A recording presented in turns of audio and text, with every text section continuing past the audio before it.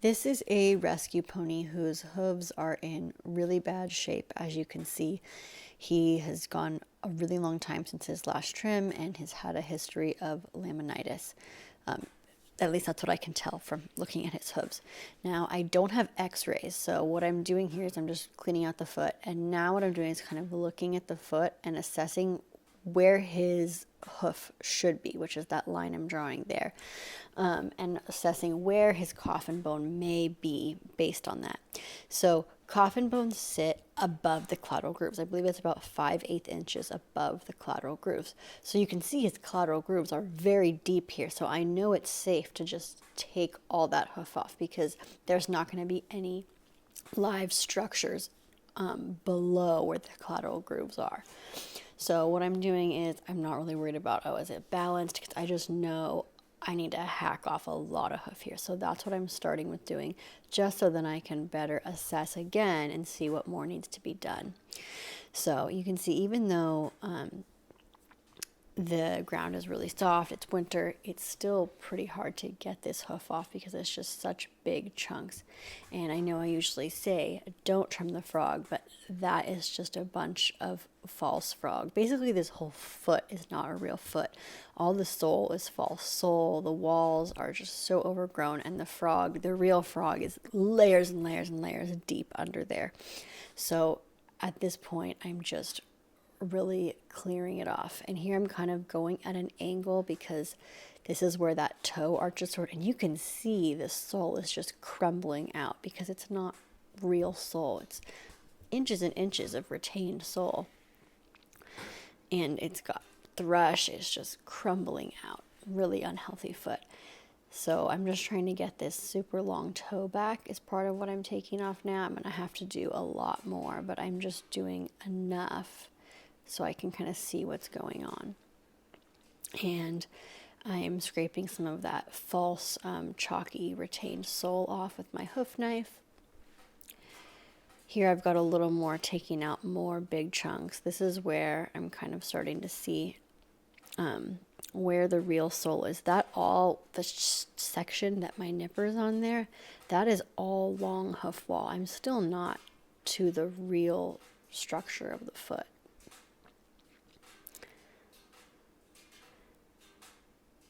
And I'm kind of using whatever techniques I can to just get these big chunks off. Sometimes with ponies like this, you can actually use a saw to saw off that long toe, but I don't have that. So I'm just taking layers and layers of it with my nippers.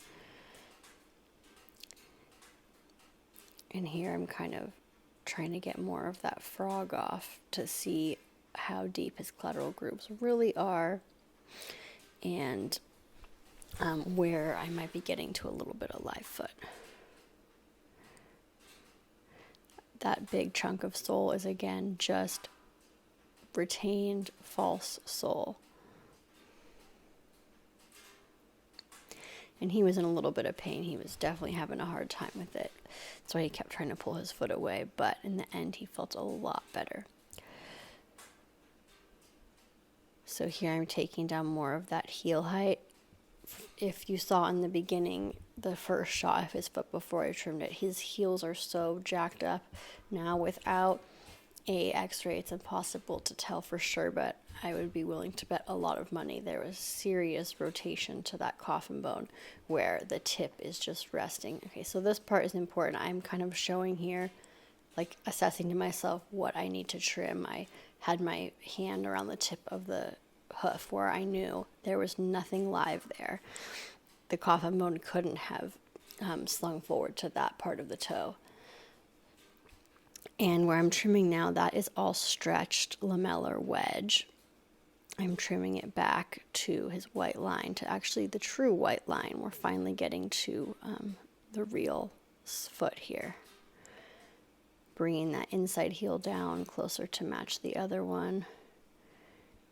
Now, because his heels are so pinched and that frog is so overgrown, I'm having to use my little bonsai nippers to get in there and try and open up his frog and his collateral grooves. And he's got all these deep pockets of gunk. You can see the frog is actually much shorter now than it was in the beginning because the tip of the frog had run so far forward. It wasn't really the real frog. You know, I've talked a lot about what is the real foot and what's not the real foot. So now I'm getting down to, okay, this is how far the real frog actually goes down the foot. And a general rule is that you want the frog to be about 2/3 of the foot and the toe to be 1/3. So that's why I'm trying to see where does the frog really end so I can know how much toe I need in front of there. Now here's a shot of how we are so far. So there I'm showing where I want to take down next. And that will be about the height I want to take the heels down. So now I'm being a little more precise with what I'm doing. I'm going to make these heels even. Right now I'm still working on that inside, and you can still just see big black pockets. All kinds of gunk is coming out of this foot. Bringing that outside heel down to match the inside heel. This is going to give him a lot of relief because with those heels lowered, the tip of his coffin bone is not going to be pointed towards the ground anymore.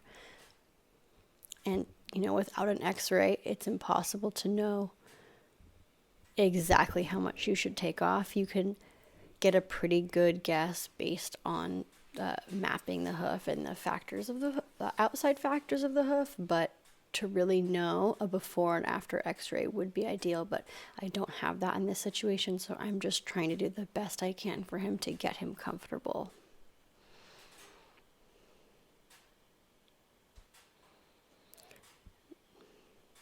Just evening the heels more.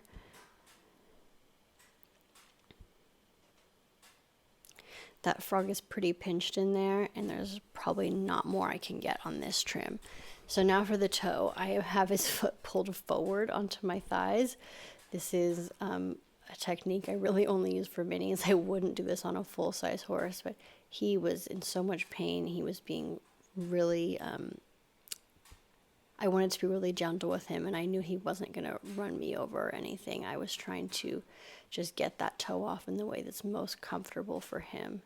So you can see his heels are at a pretty good height now, and I'm just needing to bring that toe back more, bring his breakover back, and get rid of that huge chunk of lamellar wedge in the front of his foot. Lamellar wedge is when the horse has laminitis and that lamina spread, and you get that, you know, huge arched forward toe that you see with laminated horses.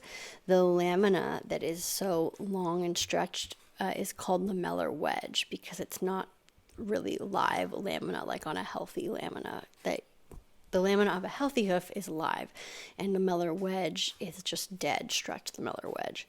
And lamellar wedge is generally about half as strong as real lamina. So if you want to think what the horse needs for protection, it probably needs double the amount of lamellar wedge to regular lamina.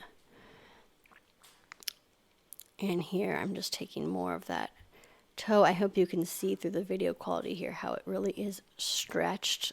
You can actually see what the lamina looks like stretched. Now I'm smoothing it out, bringing that toe back more.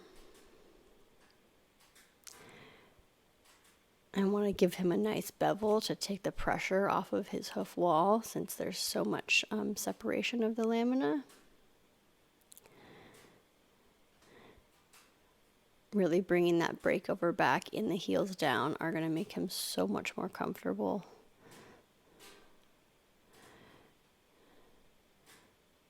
So I've done pretty much a rough Mustang roll so far. I'm trying to clean up that frog a little bit more. It's going to take a lot of continued trimming on a regular basis and thrush treatments to get that frog widened out and to get that thrush gone and those contracted heels gone. Just doing some final balancing. I've done most of this with my nippers just because there is so much to take off. Now I'm kind of doing final detail work, and there is the hoof. He's all trimmed up. Now, it obviously doesn't look perfect, but it is a great first trim and will grow out a healthy hoof from here. And it was actually hailing when I was doing this.